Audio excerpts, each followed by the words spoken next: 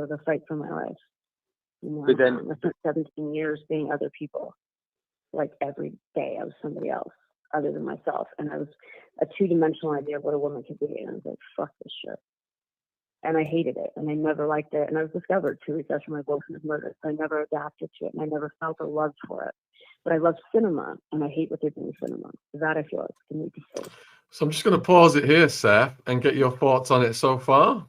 I mean, I'd be interested in your take on it, because what it's just really taken me back to is there is no better actor than an agent in the middle of a mission like this, whatever the target, whether it's Rose McGowan, whether it's some businessman in Kazakhstan, it doesn't matter. You literally, I think you've got one take. It's not like you can repeat the scene over and over until you get it right. And mirroring is one of the most key parts of the game. So I'm talking absolute nonsense because she's talking absolute nonsense, and there's nothing is going to reach her. Like, because remember, I know what my aim is. No one cares about any of these rants that she's going on about Hollywood is paved with the bodies of women, and she may have some deeper political point, but that's not why I'm there to ascertain. I want to know what she's saying about my client and who she's saying it to, and how do we prepare ourselves on the back of the information I get. And you just have to listen to absolute drivel, basically, whether it's her or anyone else. Because as I've found in this world, when you're working with the sort of upper echelons, if you like, the people with all the money at their disposal and all the pretty face or whatever it is, they're so used to people just nodding along and saying yes, that they don't realize how ridiculous they sound. Like, if you had to condense everything she said so far into a serious piece that you were writing for a serious newspaper and not with my agenda, she hasn't said anything yet. All she said is just, you know, white men, white. I get it, but the fact that she then became the mouthpiece or one of the main spokespeople for the Me Too movement kind of shows why it was doomed to fail from the beginning. She's not an orator. She's not articulate. It's just stream of consciousness, basically. And that's why I wonder what it sounded like to you. You know, one, listening to my role as, you know, because I sound like pretty sincere when I'm talking to her. She thinks I'm like, you know, left wing, on her side, so on and so forth. But obviously, I'm not. I mean, I've got a different agenda. So, yeah, I wonder what it's like to hear from your perspective. But right, well, I'll get back to that. We've got a quick commercial break, just for 1 minute with Shopify. I'll put it on the screen. Ooh, I've been hearing that a lot lately. That's what I hear when we make another sale on Shopify, the all-in-one commerce platform to start, run, and grow your business. Shopify is the commerce platform revolutionizing millions of businesses worldwide. Whether you're selling Pokemon cards or hoodies, Shopify simplifies selling online and in person so you can successfully grow your business. Covering all your sales channels, from a shop-front-ready POS system to its all-in-one e-commerce platform, Shopify even gets you selling across social media marketplaces like Facebook, Instagram, and TikTok. Full of the industry-leading tools ready to ignite your growth, Shopify gives you complete control over your business and your brand without learning new skills in design or coding. And thanks to award-winning help and with an extensive business course library, Shopify is ready to support your success every step of the way. What's lovely about Shopify is that no matter how big you want to grow, Shopify will be there to empower you with the confidence and control to take your business to the next level. It's time to get serious about selling and get Shopify today. This is Possibility, powered by Shopify. Sign up for a £1 per month trial period at shopify.co.uk/Shaun, SHAUN, all lowercase. Go to shopify.co.uk/Shaun to take your business to the next level today. Shopify.co.uk/Shaun. Link in description box if you're watching this on YouTube. Thanks for supporting our sponsor. Back to the podcast. Cheers. Yeah, so I'm wondering about it in the context of the allegations. What year was this call made again? So that was the start of 2017, like January time. Okay, so it was in October, it says here, of 2017, that she received $100,000 settlement from Harvey Weinstein in relation to the alleged SA in 1997. I think she'd received a settlement years before. that never, obviously, because it was settled, it never went to court, and whatever allegations she's going to bring up, which she does, are not, they're just allegations. They're nothing that's ever been proved in court or even tested in court. So, all right. And then it says here that she accused Ben Affleck of lying for saying he was angry over Weinstein's alleged abuse, but failing to indicate whether he knew about it, even though she had told him Weinstein had acted inappropriately towards her. Did you ever hear anything about Ben Affleck? no, but I think generally there was this, while the going was good and Weinstein was the sort of kingmaker in Hollywood, there were all kinds of accusations about him, and they were literally joked about, except, you know, at award ceremonies, on the red carpet, people would make jokes about not being left alone in a room with Harvey and all the things he got up to.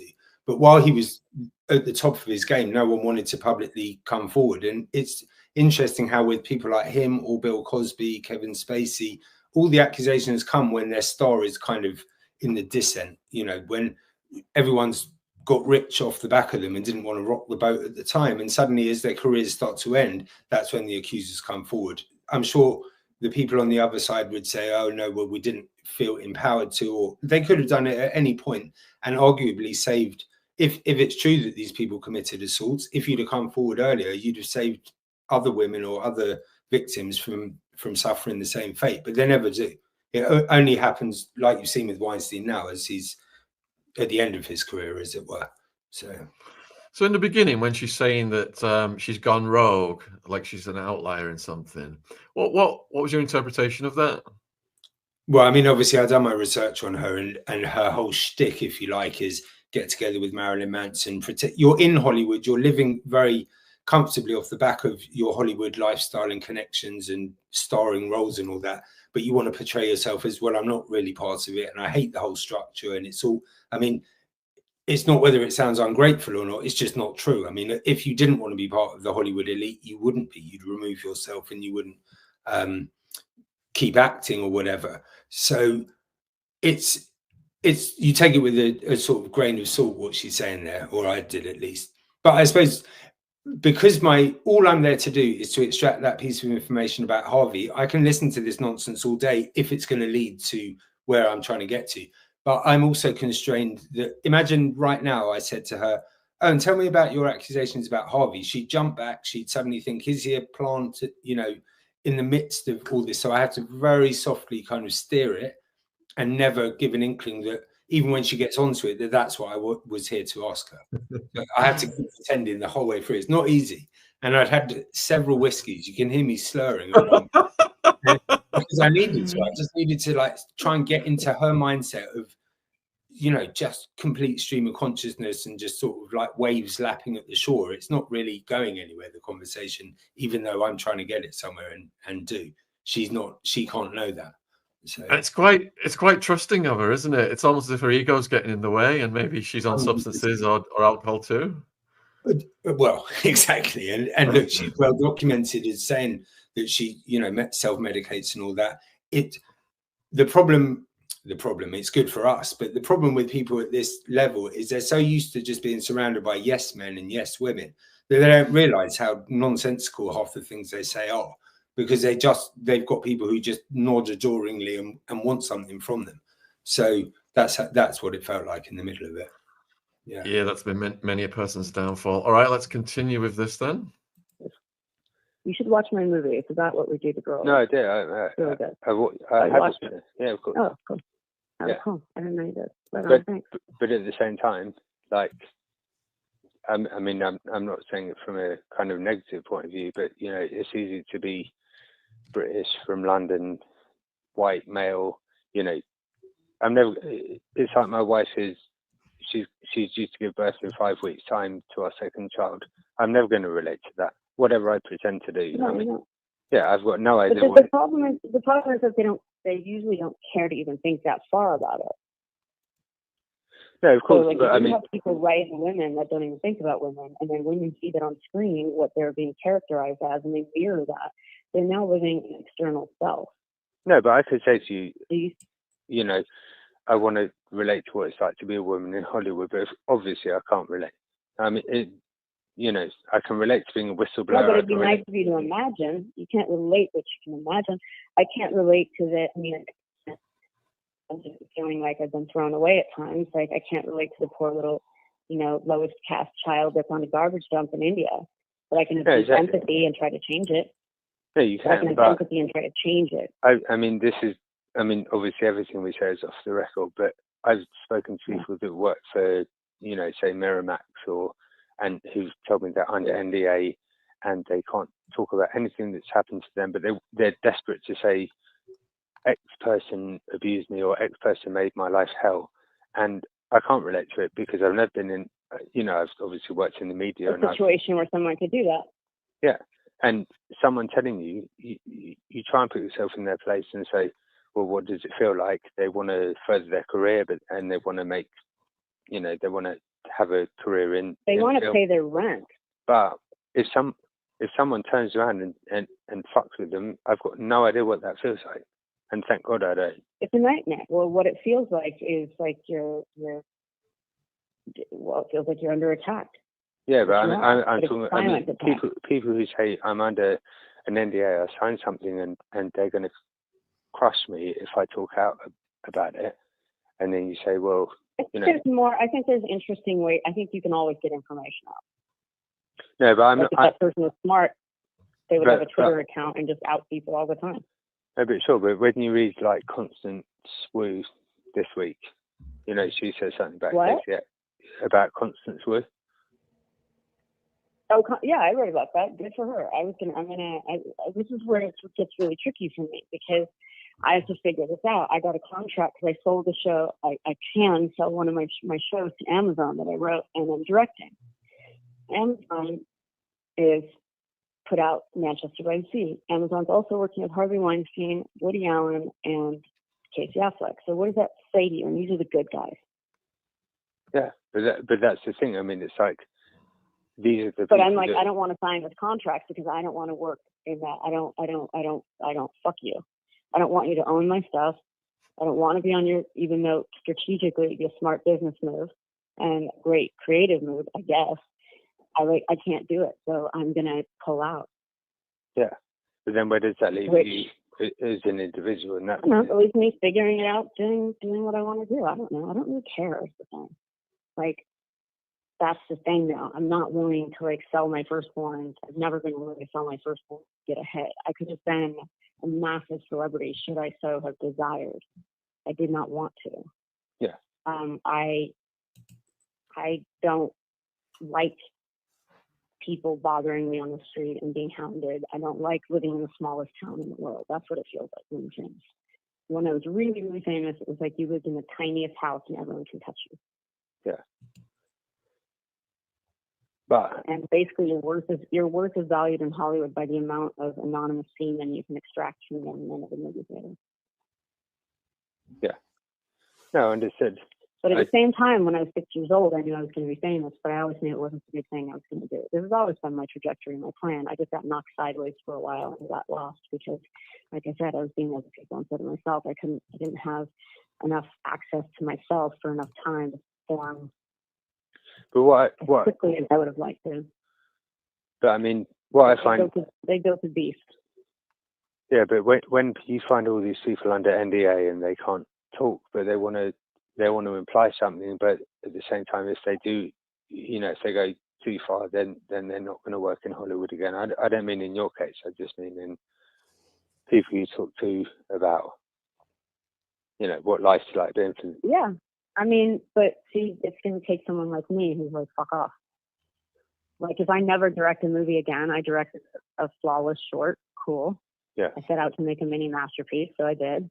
No, but I work with I don't know if you saw the Oscar nominations, but the White Helmets, which is up for the best, I forget how you call it, the best Oscar for documentary short, and that's someone that I work with. We did a film in Costa Rica together with the president of Costa Rica, and you know, that's someone that has no baggage, and you know, she came at it from a completely different trajectory. So for her, it's, you know, she hasn't had the Hollywood experience. But then people I talk to, when you know, they've grown up in Hollywood. Everything about them is Hollywood, and if you say one thing out of line, basically you're screwed.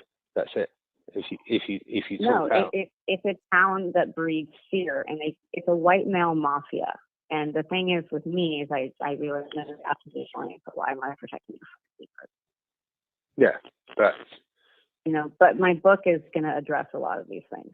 But the book is not. It's not a tell-all. It's like a tell it how it is. But have you convinced? But how do you get HarperCollins to? I mean, it's very different in England. In England, when I wrote my book for Penguin. So if I said these people, because my book is called Brave, and that was my criteria for anybody I find was that I waited. I met like I feel like I met every publisher out there, and if there was one weak link on the team that was wussy, that was like weak, I wouldn't sign with them. Like one guy I love, and I like the whole team except for the publicist was like, "Wow, your life story is so neat." And I'm like, "Bye." Yeah. Guess who I'm not going to work with? You. So from the outset, you can prevent a lot of problems by who you choose from the outset. And the thing is like I'm not saying anything that's not readily available. It's actually just my theories, philosophy, thoughts.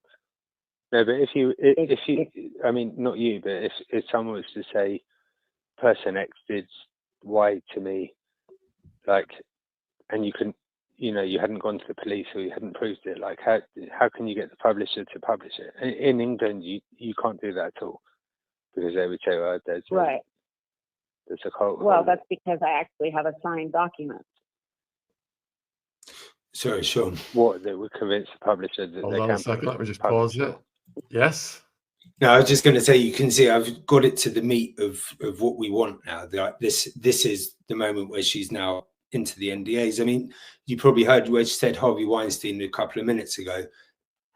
If I hadn't been trained, you'd take the bait straight away and say, oh, no, Harvey, and that could have put, aroused her suspicion. She's naturally brought it onto the NDA and how she's getting the publisher to publish allegations which have never been tested in court or with the police. And this is all I'm here for, if you like. And even though, I mean, look, the call goes on for an hour and 15 in total, but I know, and I can't give any hint of it, that this is the money shot, if you like. This is where you're going to get everything that he's looking for.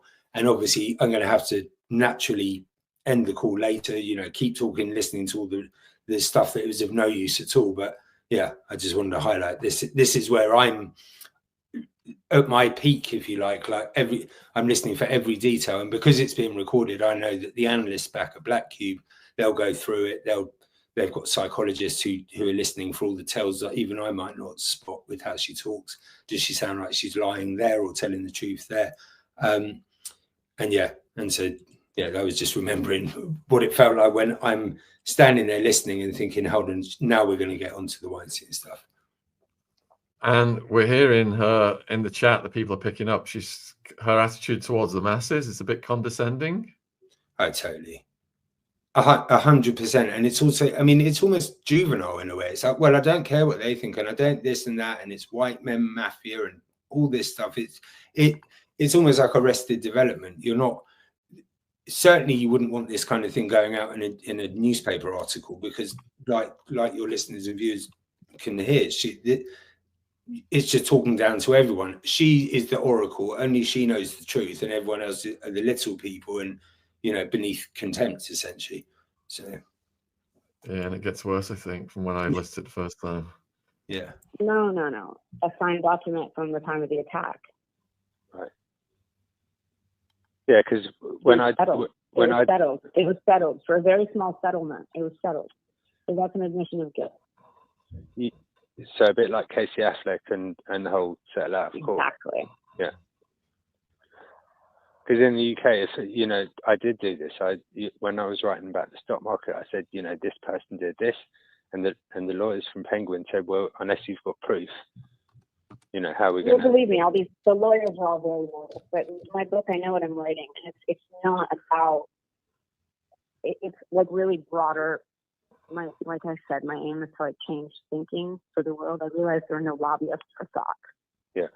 And I was like, and I worked in DC, and I lobbied for the NEA, and then I was like, fuck those people, they're stupid.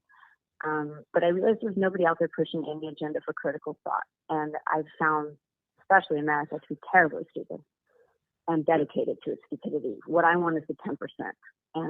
But what I want is like 10% from every class of consciousness, a class of people.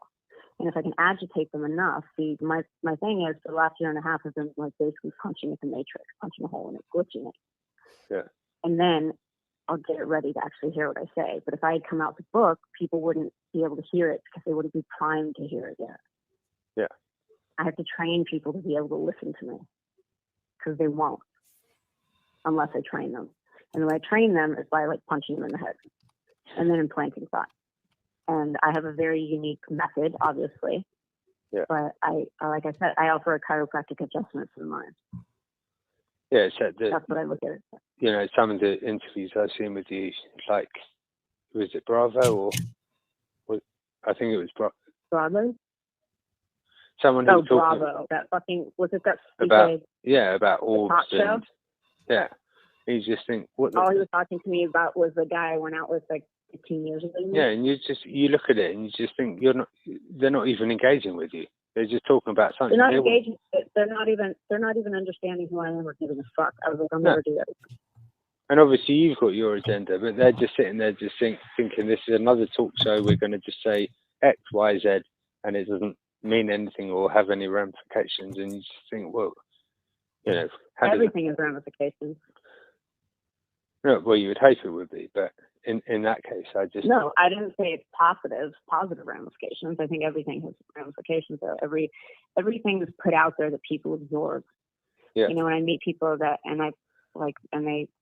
talk about something, they're like, oh, I never listen to lyrics. I'm like, really? The lyrics are listening to you because they're implanting themselves in your head without you even knowing. Yeah. Like everything that gets into your head counts, and I want to make. That's why I barely watch TV, and I don't really watch films. I watch classic films. I don't want these insipid thoughts in my head. I don't want their stereotypes in my head. No, but the problem is that the media that you have to use to get out to the masses is skewed against you because if you Google like Rose McGowan hijacking, like I know like that every single. But if you look at the Google page, not even reading the stuff, like everything is attack, dishes, this, smash, this, and I was incredibly calm. Yeah. I walked out of that with my fists in the air. Yeah, but they talk about it like proud of that whole thing. And they put it. You know where they covered it in the New York Times? They put it in the style section. Yeah. And they wrote self-appointed activists. Oh, I'm sorry. Is there supposed to be a vote? No, but that's a problem, and that's the thing that is the problem right fucking there. I'm going after media as much as I am going after Hollywood. But then you find. I'm obviously not comparing you with Donald Trump, but he goes after the media, and then you find. No, this is very, very different. This is like, I don't care. I'm not against the media. I need them to be smarter because I need them to understand what they're doing is damaging. I need